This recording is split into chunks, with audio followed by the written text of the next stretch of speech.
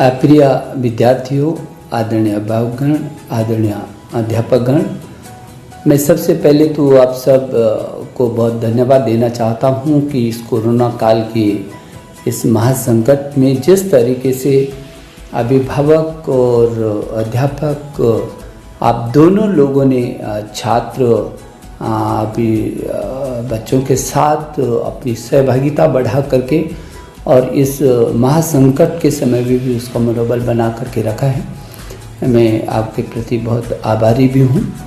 और दुनिया का सबसे बड़ा लोकतांत्रिक देश हिंदुस्तान, जिसमें करोड़ों करोड़ छात्र छात्राएं हैं, उनका पिछले वर्ष इन विषम परिस्थितियों में भी पूरा वर्ष खराब नहीं जाने दिया और स्कूलों को ही जो घर हैं उनको स्कूलों में, घरों को ही स्कूलों में तब्दील करके और आप लोगों ने उस कमान को संभाला है।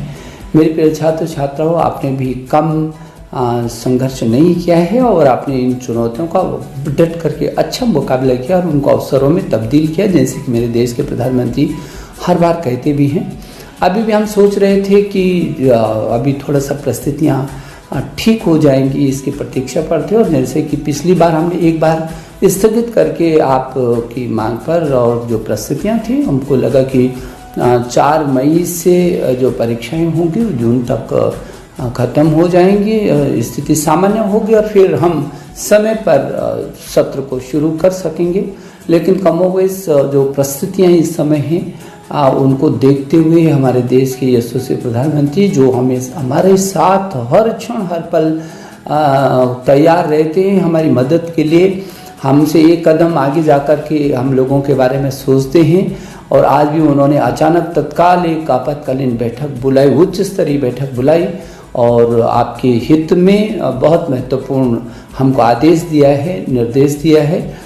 और वो निर्देश और आदेश ये है कि छात्रों के हित में देखते हुए जो हाई स्कूल के मेरे छात्र छात्राएं हैं, बड़ी संख्या में हैं, उनको हम पदोन्नत करेंगे। लेकिन आंतरिक मूल्यांकन, क्योंकि आपके कई प्रैक्टिकल भी हो चुके हैं और कोई एक सिस्टम तैयार करेगी CBSE, उनको कहा गया है, जो फिर आंतरिक मूल्यांकन के आधार पर आपको प्रमोट करेंगे।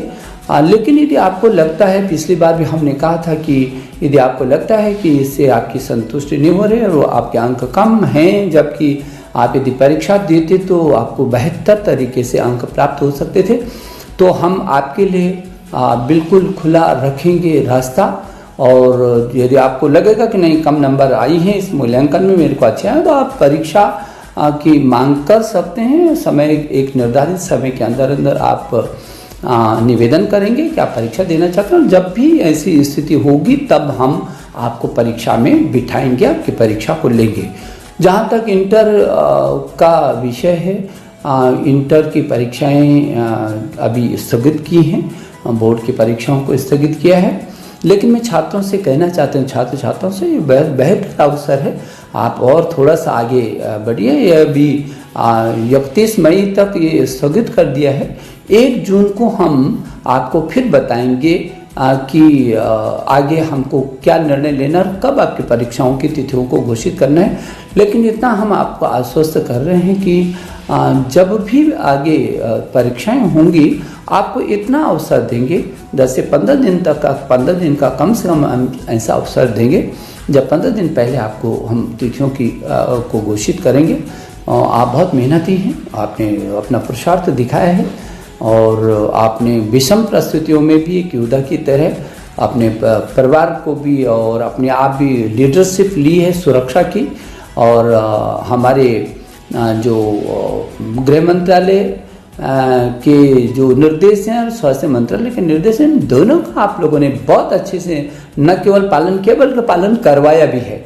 हमको गर्व होता है आप सब पर और इसलिए मैं एक बार फिर शुभकामना देना चाहता हूँ कि आपको जो ये अवसर मिला है, इसमें बहुत अच्छी सी तैयारी करिए, स्थिर तरीके से करिए, आप चिंता मत करिए, हम आपके साथ हैं, पीछे खड़े हैं। पहले आपकी सुरक्षा है हमारे लिए, आपकी रक्षा पहले है हमारे लिए, और उसके बाद आपका भविष्य संवारने का दूसरा भी महत्वपूर्ण काम है और इसलिए आपने भी बहुत अच्छे तरीके से किया। हम जेईई की परीक्षाएं करवाई, नीट की परीक्षा करवाई। आपने देखा कि दुनिया के छोटे छोटे देशों ने जब अपना 1 वर्ष पीछे कर दिया, तब भी हमने अपने छात्र छात्राओं को 1 वर्ष खराब नहीं होने दिया। ये हमारे देश के प्रधानमंत्री का हमको लगातार प्रोत्साहन और जो मदद मिलती है, जो मार्गदर्शन मिलता है, उसी का ही परिणाम है।